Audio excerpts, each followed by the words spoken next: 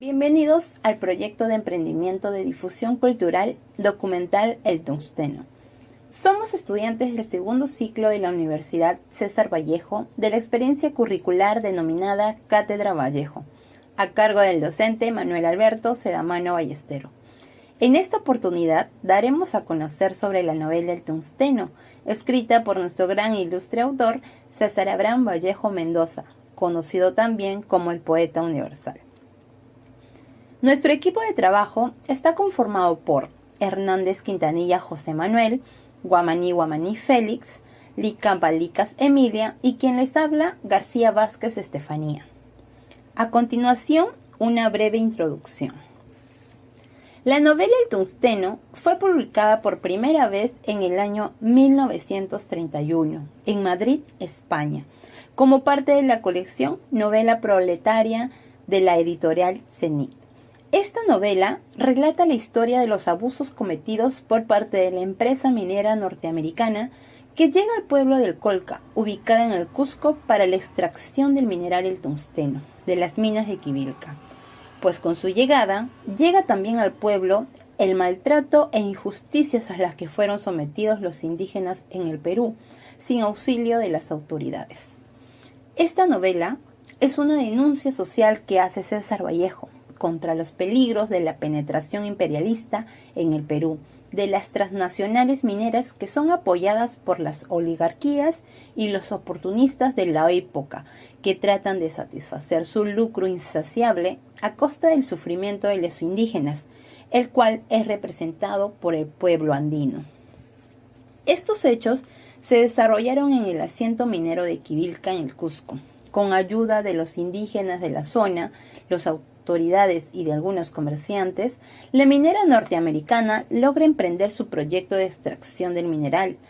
Los Soras, la comunidad indígena que vivía en esas tierras, son descritos como inocentes y en armoniosa convivencia con la naturaleza antes de que lleguen los empresarios capitalistas, quienes se aprovecharían de su inocencia y desconocimiento para luego despojarlos de sus tierras, cometer crímenes en contra de ellos y explotarlos haciéndolos trabajar en las minas a cambio de un insignificante salario. Todo ello a fin de obtener una supuesta modernidad y progreso en el país. Esta novela fue escrita en una época inhumana de explotación. El tema que se desarrolla es la lucha entre opresores y oprimidos, siendo el opresor la empresa norteamericana y el oprimido el indígena peruano. Una lucha de clases que nos muestra el sufrimiento y el maltrato del cual es víctima el hombre andino en el Perú. Dueña por fin la empresa norteamericana Minex Society de las minas de tungsteno de Quivilca. En el departamento de Cusco, una vasta indiada era llevada al trabajo en las minas. En Colca, capital de la provincia, el movimiento económico se acrecentó. ¿Quién como los que se van a hacerse ricos en las minas?, decían las mozas. Llegaron a Quivilca los gerentes, directores, empleados, Mr. Talc y Güeras, y el cajero Javier Machuca, el ingeniero peruano Baldomero, entre muchos. Se establecieron en un paraje donde hallaron una pequeña cabaña de indígenas, los Soras, en quienes los mineros hallaron todo tipo de apoyo y una candorosa y alegre mansedumbre. Los Soras cedían sus granos, sus ganados y sus servicios personales, todo gratis. Por el instante, los Soras seguían viviendo fuera de las labores de las minas. No conocían el valor del dinero, iban y venían alegres, accesando, tensa las venas y erecto el músculo en acción. José Marino informó una sociedad secreta con el ingeniero Rubio y el agrimensor Benítez. Marino era avaro, sabía envolver a las gentes como zorro a las gallinas. Baldomero Rubio era manso y Benítez era asustadizo. El Sora no comprendía si el cambio hecho había sido justa o no. La conciencia económica de los Zoras era muy simple. Mientras pudiesen y tuviesen dónde y cómo trabajar para obtener lo justo y necesario para vivir, el resto no les importaba. En el bazar de José Marino solían reunirse después del trabajo, se bebía y charlaba, se intercambiaban opiniones.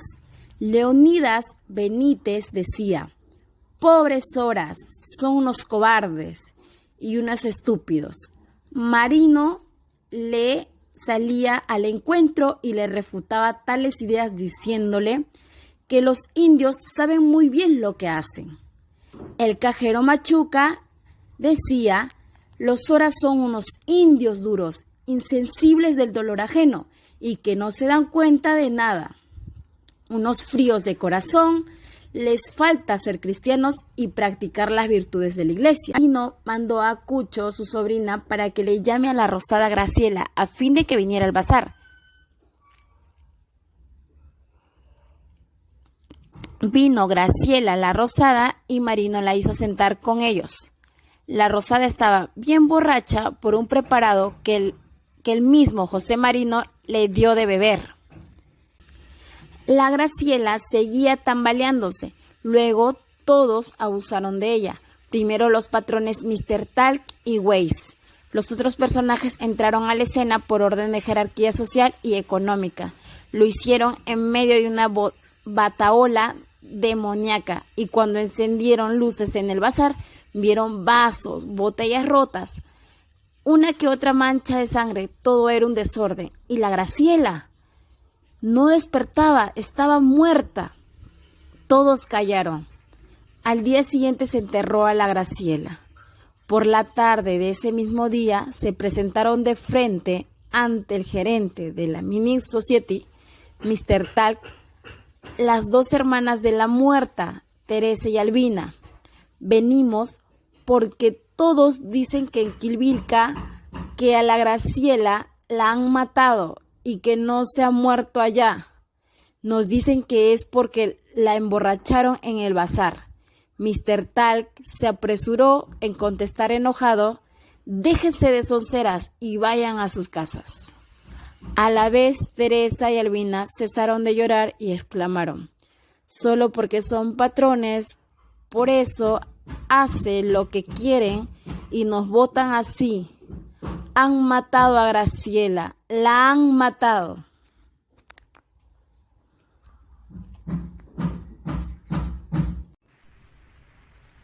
José Marino, junto con su hermano menor Mateo, tenía un negocio cuyo nombre era Marino Hermanos. Consistía una parte en bazares en Colca y de Quivilca, y la otra parte de enganche de peones para la Mining Society, en lo cual estaba enriqueciendo a los hermanos.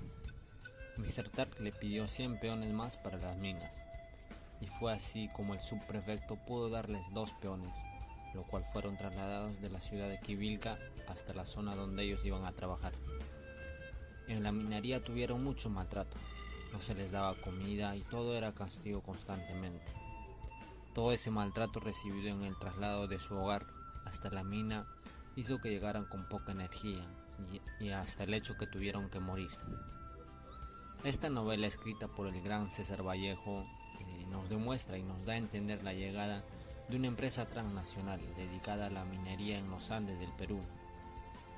Dos estilos de vida bien marcadas para la época, el andino y el moderno, en la que existía justamente esta diferencia de una especie de injusticia, ya que habían derechos que no eran considerados para los trabajadores en aquella época. Existía la explotación hacia estas personas. El gran César Vallejo inspira esta novela justamente en esos sentimientos de injusticia, lo cual hoy por hoy tenemos estos mecanismos que ayudan a resolver estos conflictos entre estas comunidades y estas personas que tienen contra la minería. Pero aún así la obra sigue en vigencia, ya que existen todavía conflictos que no son resueltos del todo, como es el tema del medio ambiente. Las comunidades reclaman la contaminación de sus aguas, la contaminación de sus cultivos, que es su fuente económica, y aún así perdura este sentido con el que Vallejo se inspiró para su obra.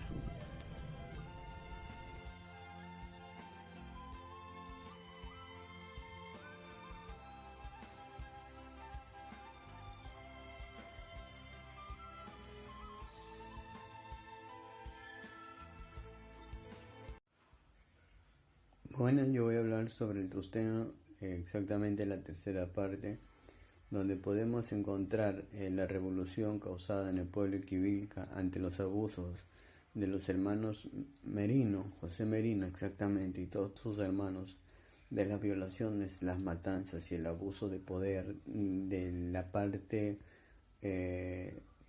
tanto policial, militar y del Estado.